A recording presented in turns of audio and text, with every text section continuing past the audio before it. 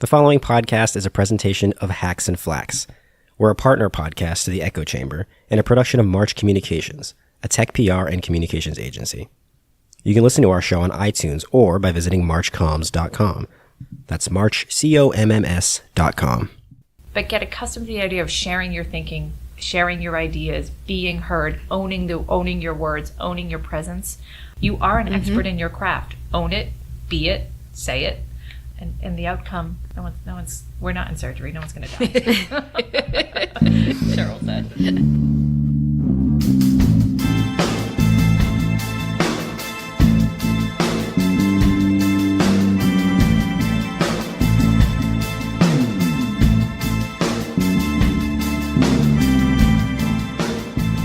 Welcome to Hacks and Flacks, the podcast from March Communications, where we cover PR, marketing, media, and all things communications.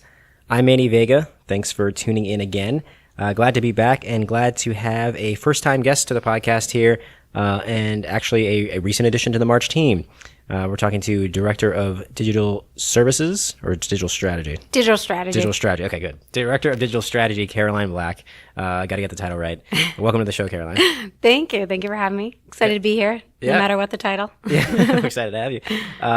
So you, as I just mentioned, you just recently joined the agency. I guess it was like 6 weeks ago, right? Yeah, just about. Yeah, it feels like it's been longer. It does. You seem very busy. So, I am. Can you confirm how's it been so far? Yeah, no, it's been great. I think, March has been looking to round out their digital and social offerings. So my hire, I hope to do just that. And I think a lot of the teams here already do a lot with social for clients. So it's not about starting from bare bones. It's more just about providing that infrastructure and that foundation for those types of digital and social media services. So I've been involved in everything from day-to-day client work to new business coming in the door. And then again, to just working on March's own internal channels and strategy. And also our website, which is a new and exciting project that we're working on. So stay tuned if you haven't kept your eyes peeled on our website in a bit. Yeah, you'll see some changes soon, I'm sure. It's exciting for me personally, too, because obviously being on the content side, digital is really closely related to that. And so it's been great working with you so far and kind of being able to broaden our horizons in that respect. But, likewise. Yes. So, and we had you on the show today to talk about an interesting issue, and actually we did things a little bit differently in this episode. So yesterday we recorded a conversation, the sort of roundtable discussion between yourself and two of the leaders at the team here at March. We're talking to Managing Director Cheryl Gale and Executive Vice President Jodi Petrie. And the occasion is International Women's Day. So if you're listening to the podcast today, on the day that it came out, it is March 8th, International Women's Day.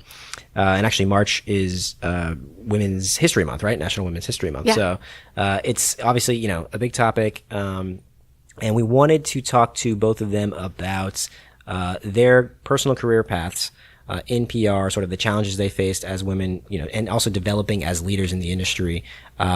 And this is an idea that we've been talking about for a little while, right? And I think you came up with it originally. What was the genesis of it, I guess?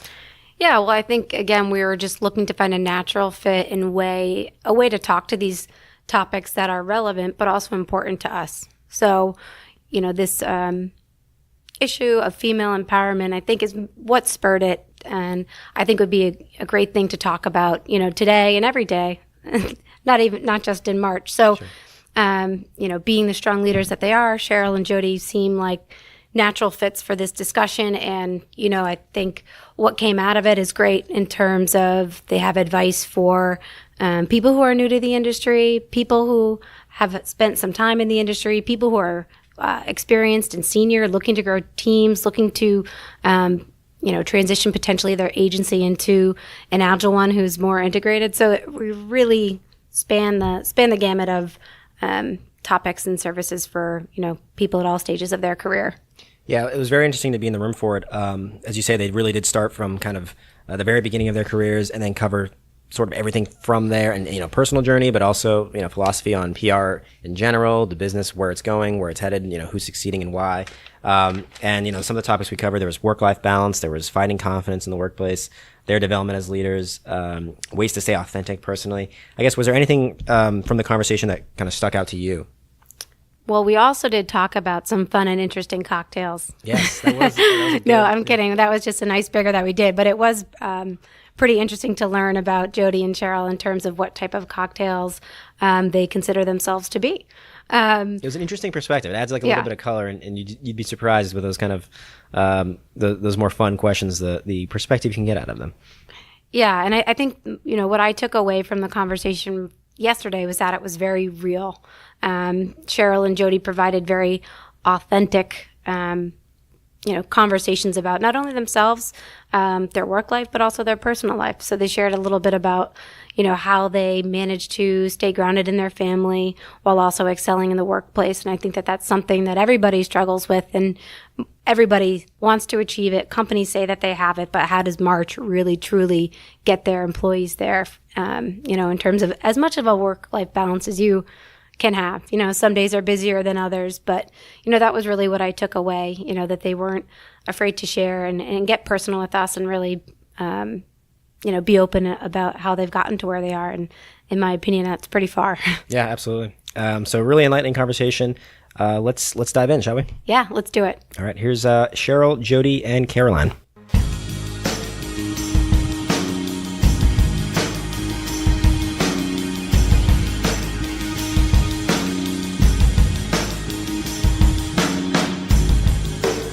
So today we have Jodi and Cheryl, March Communications. Hi.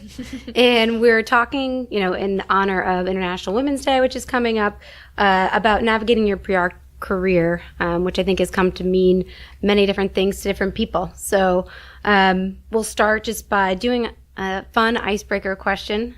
And pulled this one. Actually, this was from Jodi. But if you were a drink, what would you be and why? Maybe Jodi should go first then. Okay. So I think right now, I was telling Cheryl before that I map my drinks to where I am in life. And so right now I am I'm a big fan of Day of the Dead drinks from the Yellow Door Taqueria in Milton, plug there, because it's a favorite sort of after work stop. And we're so busy these days. I feel like we're running around crazy that we take a break just for an hour once a week, and we have a Day of the Dead, and somehow it revives us, brings me back to life, so to speak. So did your husband also drink the same Yes, drink? and in those big voodoo glasses with they're orange and green, and they have like palm leaves sticking out of wow. it, so it's like an experience on top of alcohol. Is there a day that you favor? Well, I favor Wednesday. Just to yeah. get through it. Yeah. It Hump just seems to be day. the longest day. Yeah, Hump it's a long day. day. So a little bit of death and then revival. It feels right. And have you ever agreed that one of you could have more than one or two, and then one car stays and one car drives home?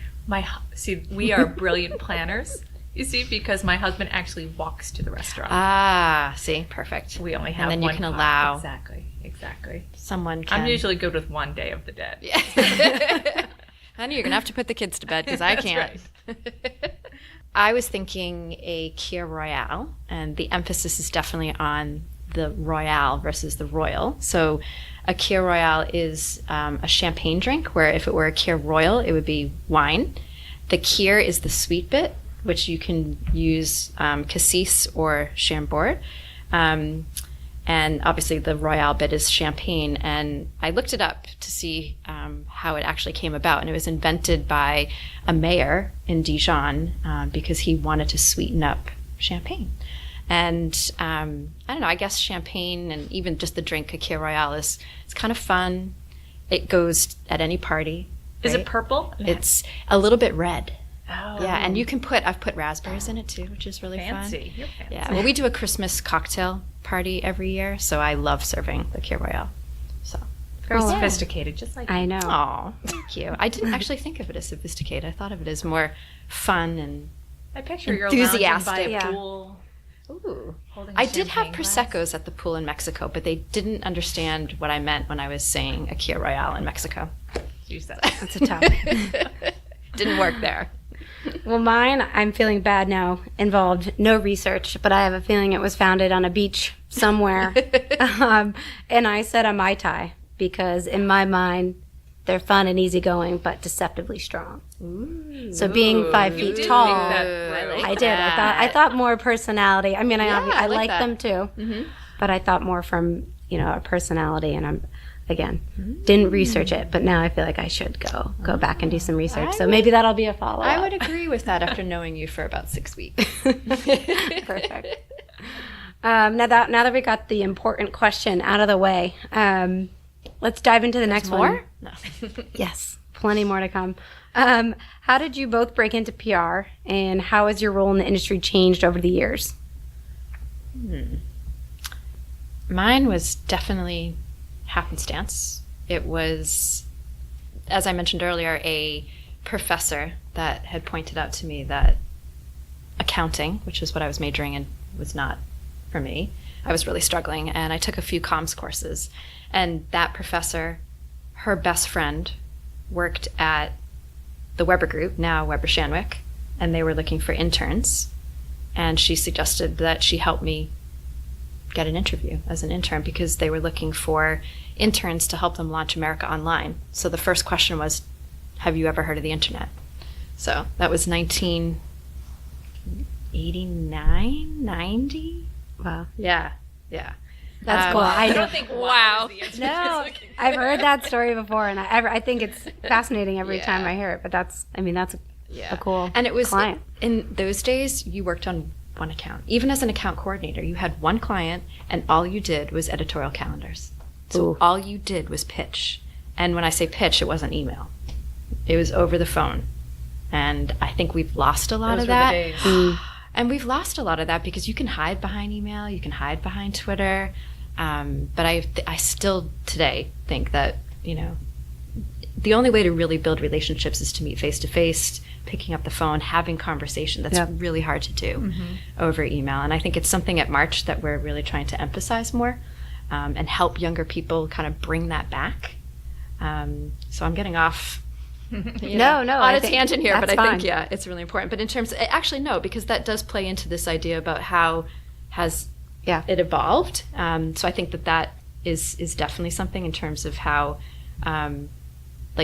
not only the way that you do PR has evolved, like when you think of traditional PR, which is what I was describing, but PR no longer just equals media relations, and that's how people have always looked at it, but it is so much more today, which we spend a lot of time talking about at March, and where the ownership is between marketing communications, advertising, digital, social, all of that. But in terms of how I've evolved over that time, I think a lot of it is, especially in the past kind of 14 years that I've been running March, I'm just surrounding myself with really smart, really good people who are really enthusiastic and want to learn and want to teach other people, and I'm just soaking it all up and really listening to everything they have to offer and say, like yourself on the digital and social side. Yeah, well, I hope, like you said, I've only been here 6 weeks, but I really hope to be doing all of that and then some. Yeah.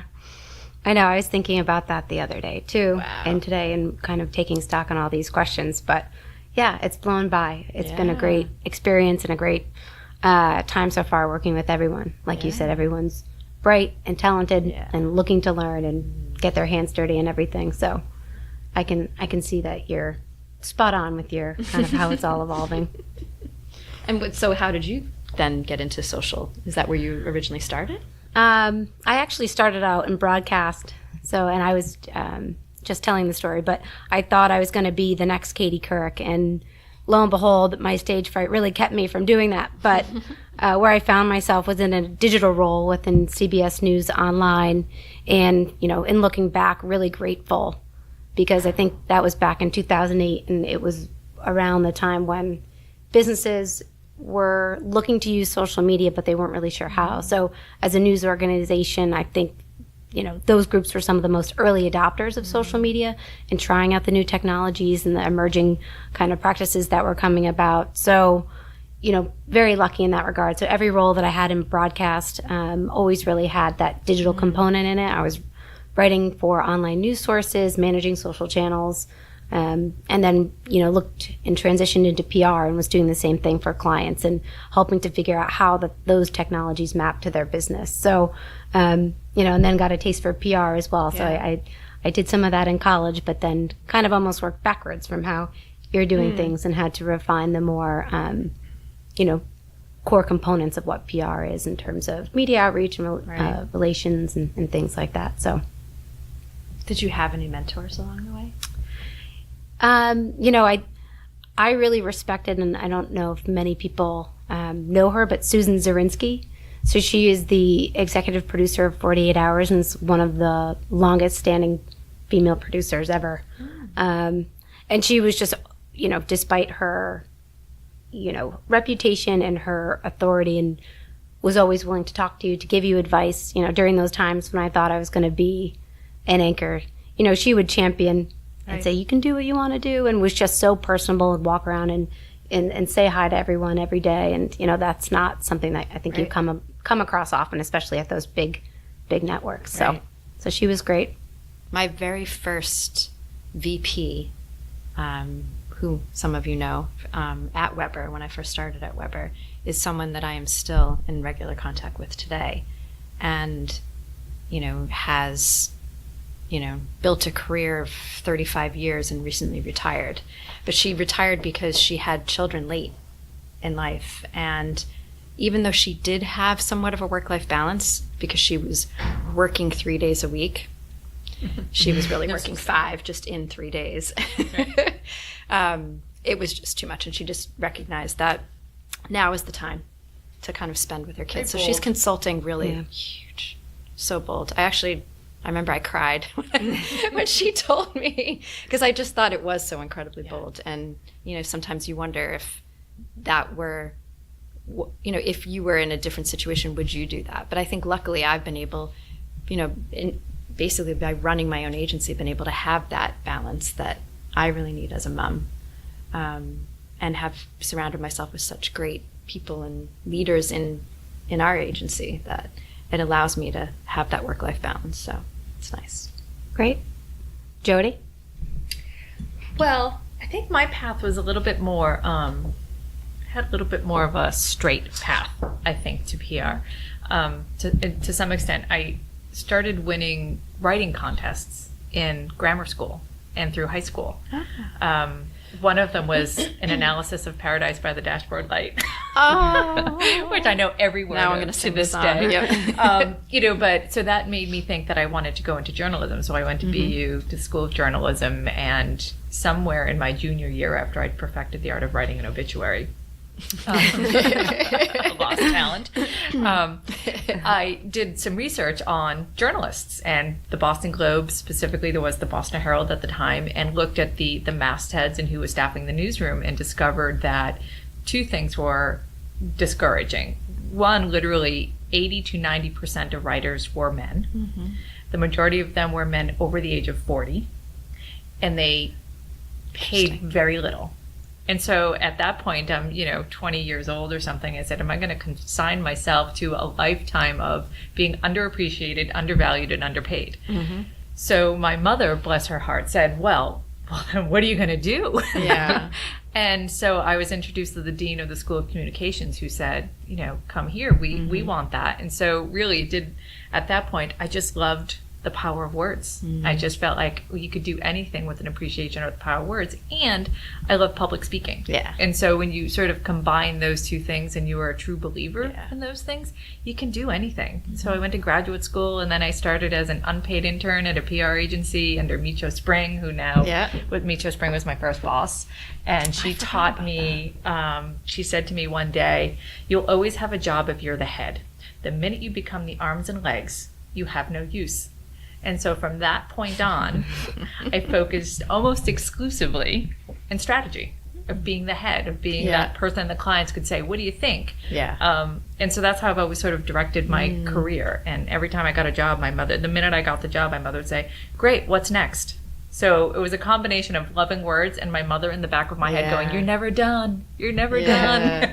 That kept sort of motivating and pushing. And here I am, with sort of the opportunity to shape and guide and consult and impact, and I can't ask for more than that, really. So PR has changed so dramatically, but it's one of the few careers that I have been exposed to where you're encouraged to reshape and redefine and re-examine with it. You can sort of take a much more water flowy type approach to it. You don't get pigeonholed. You can take one thing and grow and change. You just have to have the confidence to go with it. I would argue that it's now, you have to be able to shape and shift and evolve. It's a matter of survival right now. There's no other way as a PR professional. Absolutely. Agency or in-house. Yeah. Unless you are and if you look at, shaping. one of the things I'm super intrigued by is the struggle that large holding company agencies are having right now. If you look at across the board, the agencies that are doing well versus those that are struggling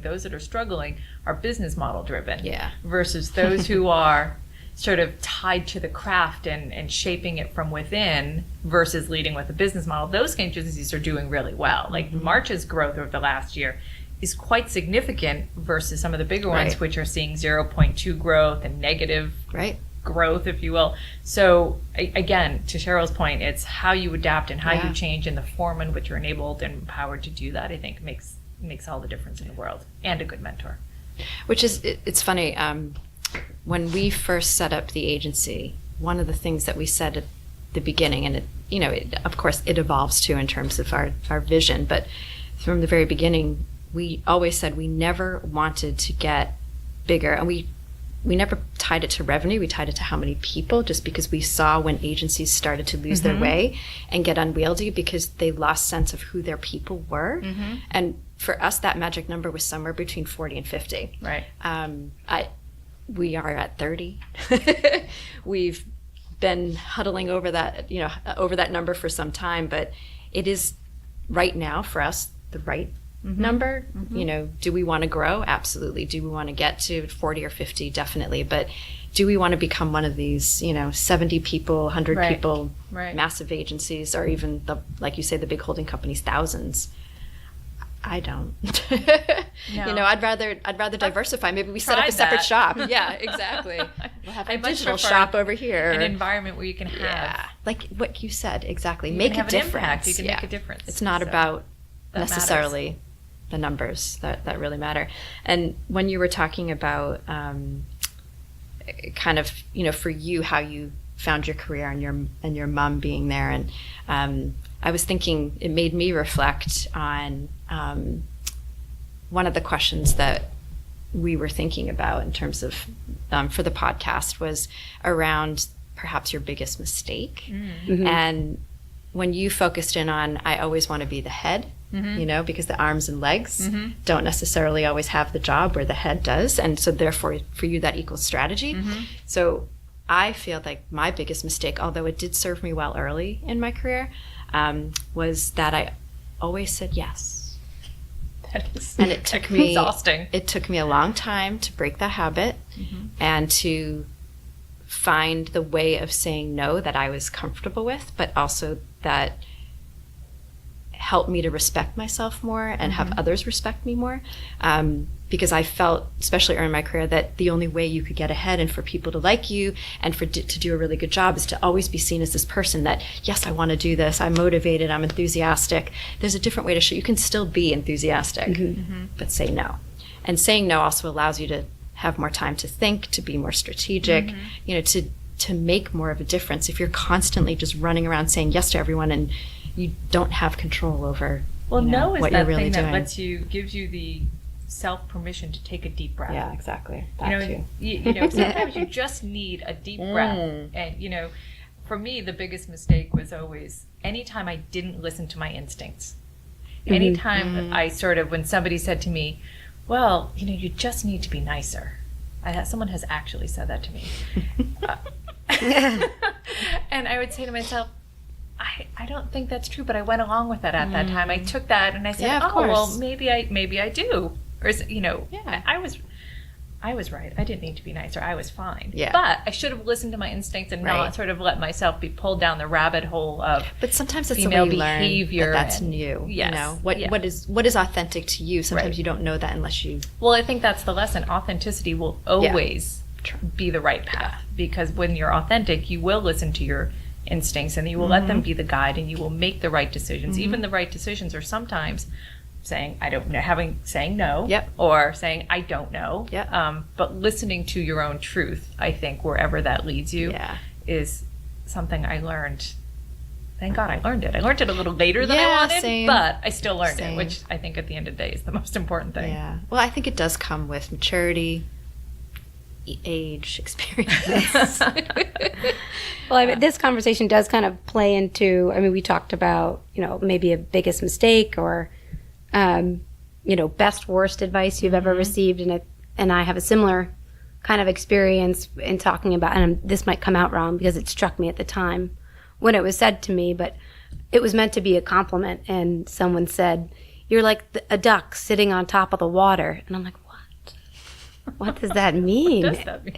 So it means that, on the top of the water, the duck is, is calm and looking at it, it's all very serene, but like underneath the water, the duck is kicking to just stay afloat. And I'm like, oh, okay. So it was meant to be a compliment in that I take on a lot and I never give off the fact that, Right. There's a lot going on in my day-to-day life from a work perspective. And then, that's when I kind of took stock. I'm like, maybe I am drowning. Like, should I not be so serene? And that's something that I've also learned is that sometimes when you are that person, it's like the squeaky wheel gets the grease. And if you're not saying no or stop or I need more help, those are things that you need to learn how to say. And obviously not to say them all the time, but to say them when they matter most. Yeah. So When it's appropriate. yeah. Yeah. So do you guys have any bizarre advice or compliments like that? Gosh, it's funny. My mentor said to me one time, and I don't know if it's a compliment or not. I took it as a compliment. She said, Jodi, you're the type of manager who will see someone drowning and not reach out a hand until their head goes under. And I said, When it's just the hand sticking in the water. exactly. So she said, a lot of people will reach too soon and end up doing the very swimming true. for that Yeah. person. Yeah. Yep. Others will wait till a hand goes down underneath the water. You wait till the whole head is submerged. Yeah. You've taught me to save them right about here. Right about the nose is the time Okay. where they can see that they're being saved, but they're still in peril. Yeah. Well, that's good to know. Yeah, well, I learned early on independence, the value of confidence, of being self-directed, of figuring things out. And it is something, an MIT professor said to me, I was working with MIT Media Lab one time, and he said, we were talking about high schools and the value of private education. He said, can your kids do simple math? Do they know the alphabet? I said, yeah, they know those things. That's all you should pay for. What kids need to learn is problem solving. Problem solving will get you everywhere. These numbers and do you have Learning the by bits rote. and bots? Yeah. Rote work will never get you anywhere. But the dream is found in the ability to solve a problem. And so that coupled with a few other things said, all right, well, I'm going to help people figure it out versus do the work for them. Right. And I think at the end of it, I'll say to people, it's going to be harder working with me. But at the end, I think it'll be more valuable to you in the long run. And that's something I was taught early on, and hopefully other people appreciate it as much as I appreciated it. I still struggle with that, as you know. I struggle with that with my children. I struggle with that at March, and I think part of that is maybe that's still this people pleaser idea. I'm learning to find different ways to help people so that I'm not jumping in too early. I think you've come leaps and bounds. Thank you. Now I'm just pushing it on my kids because my 15-year-old often says to me, "Mom, I'm 15. Just let me do this. I know what I'm doing." But it's hard. It's hard, especially 15. She doesn't really know what she's doing at all. So I got it. It's hard to hear. I got it. Yeah, it is. It is. So that would actually be a tip, that I would give to anyone is just knowing when to, and I think it is based on the personality and the relationship that you have with that person too, knowing how to navigate that. Yeah. How much rope do you give them? So that's, especially as a leader, that's really important. Yeah. Well, we have another question, and Cheryl, you touched upon this earlier, but I think it's worth going back because I've heard this question time and time again. I think in a lot of the groups and I've been involved in the greater Boston area, but especially as a woman, how do you kind of navigate work-life balance? I know you talked about it a little bit, with the agency, but maybe on a macro level and then on more of a micro level. And again, would love to hear more about the Day of the Dead too, because I think there's more to that story than I think you're letting on. We can expound all day on day drinking, which I don't think this is what you are looking for in this interview. But Tara, why don't you?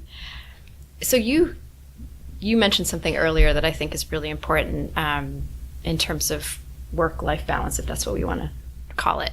Knowing when to take a break is probably the most important thing to keep in mind at any point in your day. When you're in a meeting, when you're having a conversation with someone, when you see something going in a different direction. And that break doesn't necessarily have to mean walking out of the room. Just knowing when to stop, to pivot, to take a conversation down a different path. Or it could mean, you're working on something and you've just, I have no more left in me right now, and knowing to go take a walk, to go get a cup of coffee, to leave work early that day and go do something else and come back to it later. Don't respond to that email right then and there. Start to figure it out, let it sit overnight, look at it again in the morning, and I promise you'll have a completely different approach to it.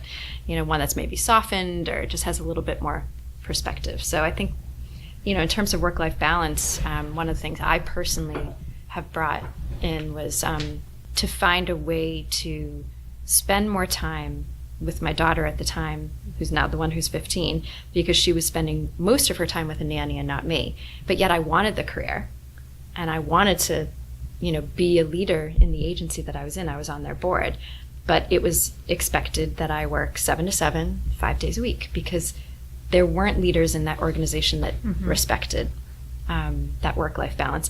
And it was more that they didn't necessarily know how to or have their experiences and their circumstances. It didn't mean that they had to. They weren't married. They didn't have families. So it was very different for them. We chose to set up an agency where we could kind of together balance and have, times where after school you're picking up the children and we're taking turns doing that. So it was really 50-50, which was really important. I think over time, it's allowed us to, like I said earlier, take the break. And if I want to go back to work after the kids go to bed at 8 and look at a few things, I can do that. Having someone who respects that running the organization with you is really important. And for other women that are on boards or, leaders in other agencies and organization, making sure that the entire team respects that, men and women, is really important. And understanding their views on it. And getting to know them a little bit and see what their experiences and views are before you join or, become a part of that that leadership team, I would say is hugely important. Then, I know Jodi will agree with me on this one, yoga. Just do yoga. I 100% agree with that. I don't know, this is a tough question because I think work-life balance is one of those things that, first of all, I didn't have it for much of my career, for sure. I didn't see many women with it, for sure, so there weren't a lot of examples to follow. You were walking out of the office at 8 o'clock right behind a senior vice president with 3 kids sitting at home walking out of it. So it didn't exist. Yeah. And it wasn't until I had my daughter that I thought it was something I had to work toward. I still think it's something that doesn't always exist. I strive for it in the long term. I don't have it day to day or week to week. I know when I don't have it and I have to sort of regroup and say, okay, it's time to go to Yellow Door Taqueria. Yep. Because I haven't had a conversation about what I saw on the BBC this morning in too long. So I know it's not that I have it, but I know when I don't have it, and it starts to sort of snowball for there. But in all honesty, one of the reasons I came to March, in addition to the opportunity to shape and guide and have impact, was Martin and Cheryl's philosophy, if you will, about the work-life connection. I won't call it balance. I will say there's an intersecting point between work and life.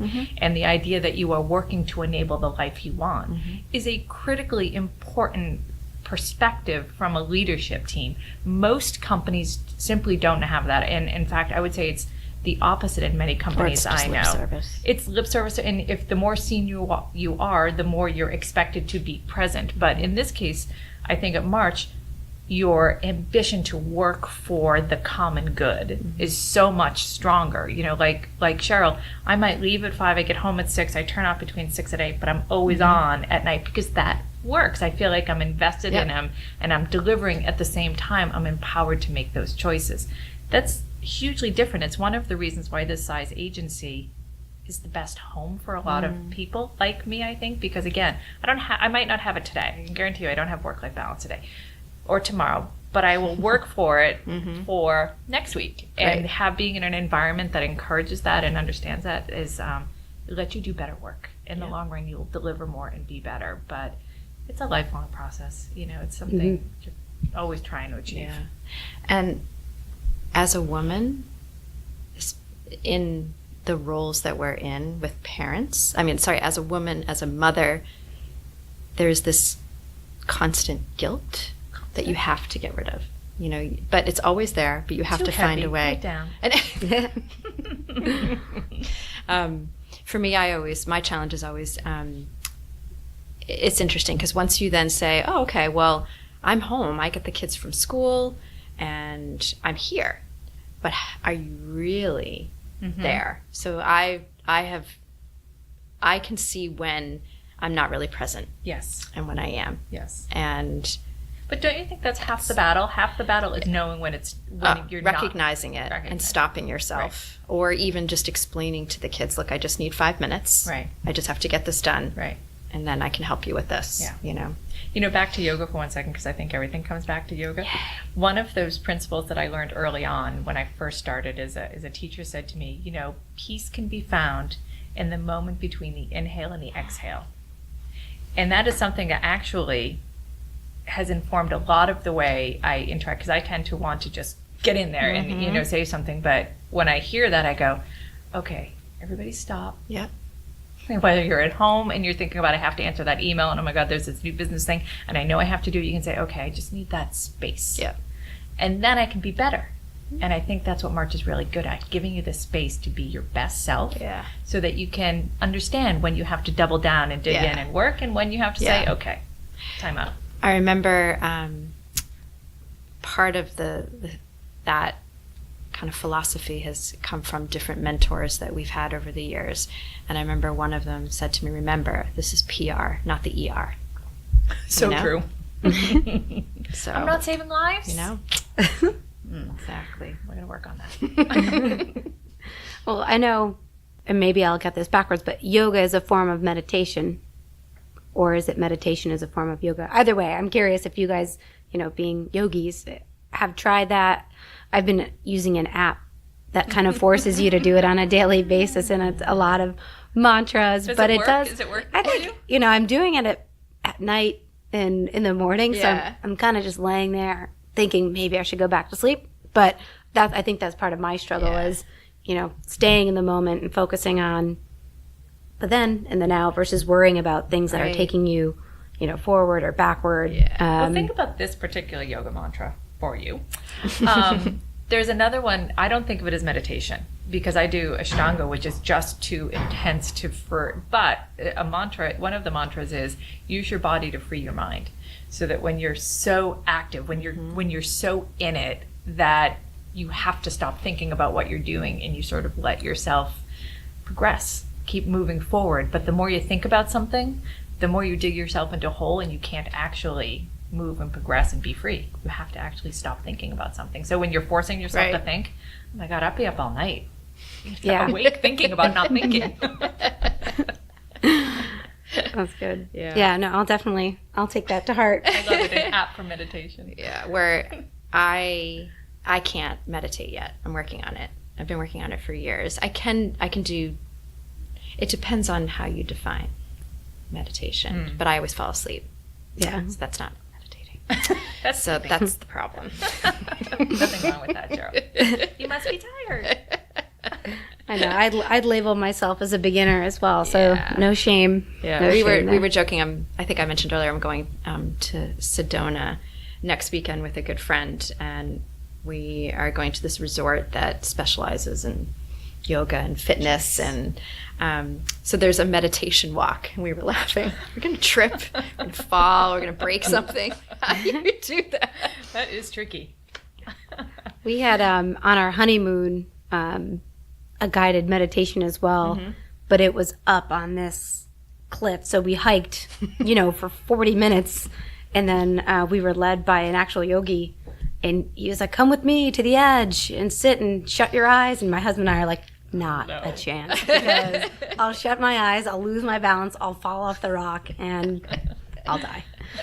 So it was less meditation and more stress, but it was a beautiful view. Yeah. And my husband is afraid of heights, so he was like, couldn't get off of the rock fast enough. I tried to settle my mind as much as possible, but so Sounds very romantic. oh yeah, the whole thing. Fear-based honeymoon. Yeah.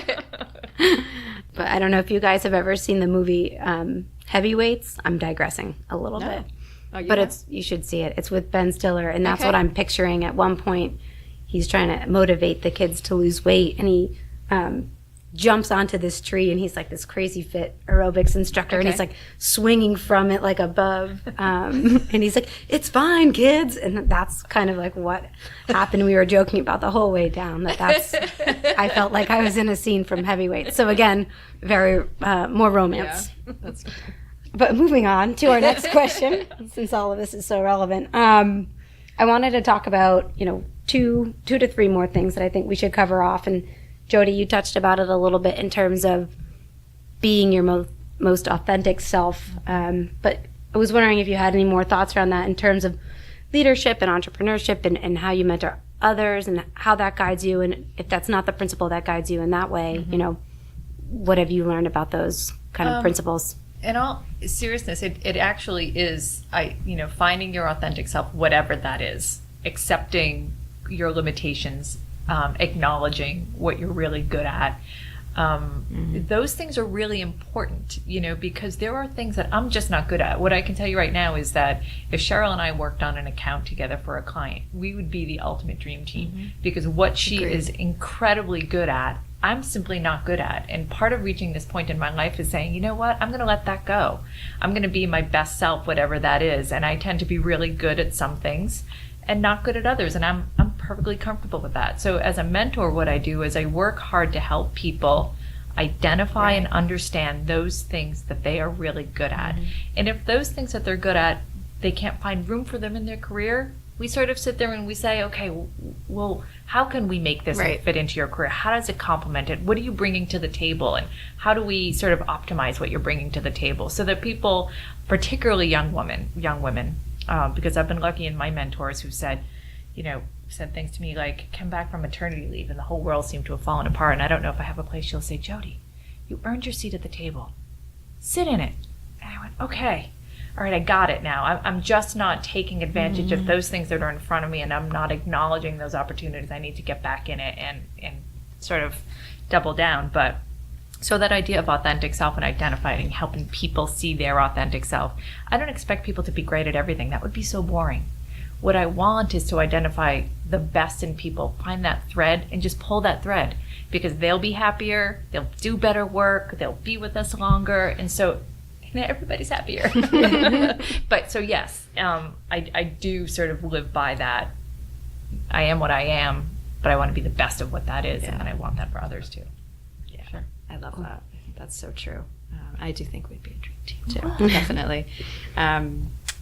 I have learned over time, and again, this is something that took some time, how important it is to really listen. It's so interesting how often we don't, because as consultants, we think we have to have all the answers, and in order to be seen to have all the answers, you have to talk a lot and say all these things all the time. But actually, the best consultants just listen, really listen, and then say the real thing that the client really wants to hear, or the colleague. If you're mentoring, really really listen. And I think, part of that is about being compassionate too, and helping people to discover their authentic self, because it takes time. A lot of time. It does. But I think that's definitely the things that I've learned about leadership too. It's definitely listening, being authentic, compassionate, and then, as we touched on earlier, knowing when to take a break. I'll keep saying that over and over again. It's important. Great. And so that, I think, segues nicely into, our next question, which is, what advice would you give people looking to get into PR? So maybe not specifically about, being your best self, but like maybe from even a skills standpoint, what that looks like and what you guys are looking for in people and new hires. Especially young people looking to get into PR, I always tell them start an agency first. I think you learn how to juggle and prioritize and just be organized, work with different types of people, different types of clients. I mean, it is such an important skill that you can gain more quickly in an agency. It's not to say you don't get that from being in-house, but you can probably gain it more quickly in an agency. I give this advice because it really helped me, which is to, as a young person, make sure you work with senior people. Yeah. Find a way, to make friends and find opportunities and, to work with them. And it was funny because when I first started working at Weber as an intern, and I mentioned that I worked on this one account all the time, I left out the fact that the first 6 months of my internship, half of the time that I was interning, I was Larry Weber's PA, which was a huge help because it meant that I sat outside his office, which was in what was called VP row, and all the VPs would have to come to me to get any time with Larry or to figure out, and so I got to know them all really well. And that really helped me with my career. And then going back to what I said earlier, I think advice starting out early in your career is to say yes sometimes. Not all the time, but say yes sometimes. Because you do want to be seen as the person that can handle and deal with it and, is enthusiastic and wants to take on work and opportunities, and just don't say yes all the time. Let's see. I agree with the working the agency thing. I think the one thing about working at an agency that I think is valuable is working in a PR agency teaches you the ability, to compartmentalize, to be able to hold 10 different things in your head, to turn one part off, another part on, so that you can move quite seamlessly from talking to a CMO to talk to a PR manager to talk to the CFO to how are we going to get this media hit toward really what does that end-to-end solution look like for this. And so I think that is a huge valuable part of working at an agency. The other piece of advice I would give is I think to understand and learn about business strategy, because at the end of the day your job as a PR person is to drive a business forward, to help a company make sales. They're in business generally not for their because it feels good to them, but because they're trying to sell something or do something or offering something. And so our ability to understand the business imperatives and then develop the strategies that enable those businesses to reach the outcome they want is really important. So I would say don't stop learning when you feel like you've got your communications degree. Your next step is to understand the business and business principles. So I think that's really important. I mean, from a personal perspective, if you're working in an agency, I would say cultivate confidence. Confidence and courtesy will get you far. You can deliver a lot of things when you are confident in how you're delivering it. But even when you're delivering bad news, if you're courteous while you're delivering it, it's received so much better. And to make sure your voice is heard. If you have an idea, say it. I don't care if you email it. I don't care if you text it. I don't care who you send it to. But get accustomed to the idea of sharing your thinking, sharing your ideas, being heard, owning your words, owning your presence.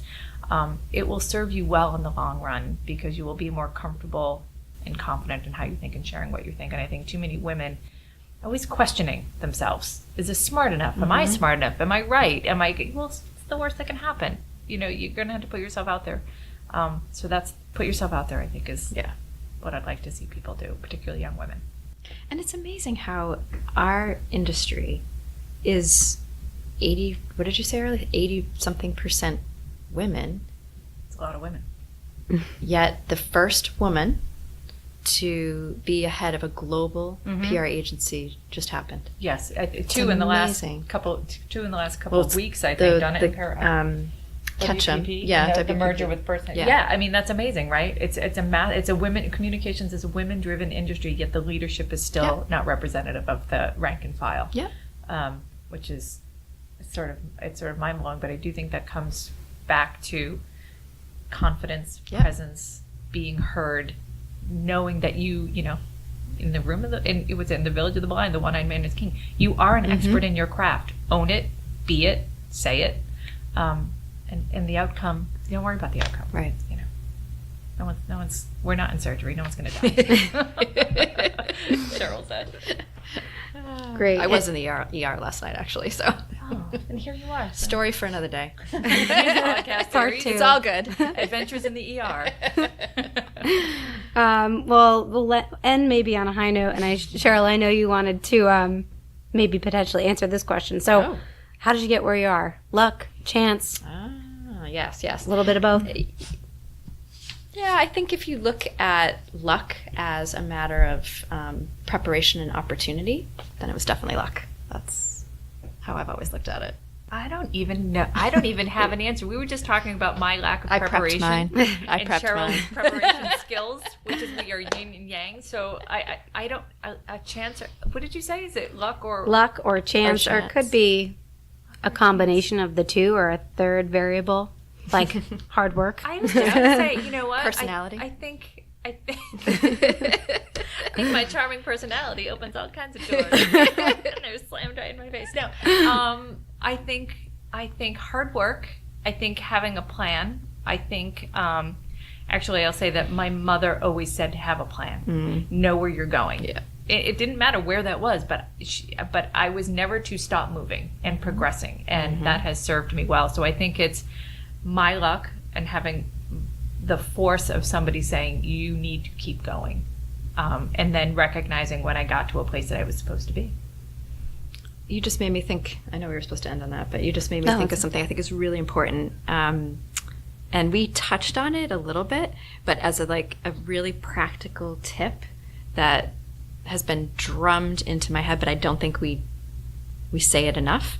You mentioned, if I don't talk about what's going on the BBC, how important is it every single day to make sure that you know what is going on in the world? Oh my gosh. Take 15 minutes every morning, and then I prefer the BBC too, and read through the BBC. Be intellectually curious. You have to. You have to be. You have to be aware. And then another bit of advice is, separate from news, make sure that you pick up a book and read it at least 15 minutes a day. Usually 15 minutes is I'm going to fall asleep because it's 10 o'clock at night. But just because it just helps you expand. Ideas come from things because you're not necessarily thinking about PR or comms or your clients or the agency. You're on a beach somewhere and you're reading the best book in the world, or you're doing yoga. Yes. And this idea pops into your head. It's so important. It's totally true. I will end on this note, on that where does creativity come from?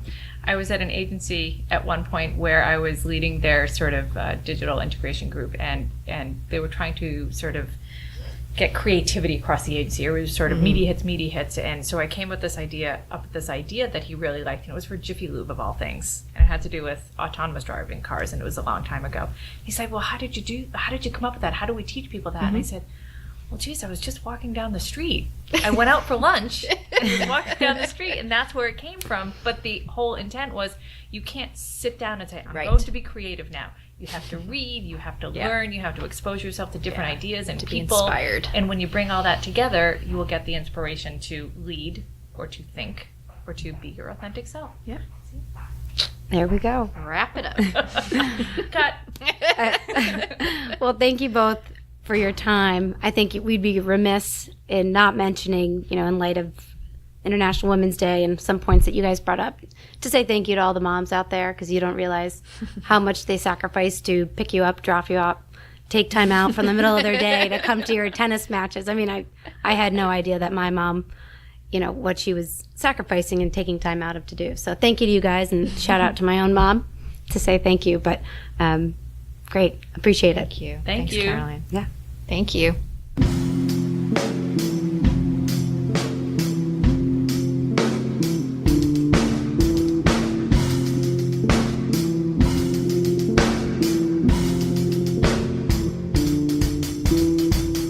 Okay, that's it for this week's episode. Hope you all enjoyed it. Thanks to Cheryl, Jodi, and Caroline for joining us this week, and thanks to you for listening. Hacks and Flax is a production of March Communications. We are a PR and marketing firm here in Boston, and if you'd like to learn more about our agency or our show, you can find us online at marchcoms.com. There you can also find our blog, which has archived episodes of Hacks and Flax, plus articles and ideas from the agency. You can also follow us on Twitter. The podcast handle is @HacksFlax, and the agency handle is @MarchComms. And of course, we encourage you to subscribe on iTunes, Google Play, Stitcher, wherever it is that you listen to podcasts. That way you get the latest episode of Hacks and Flax delivered straight to your device every time that we come out. That's all for this week, guys. I'm Manny Vega. We'll be back again real soon.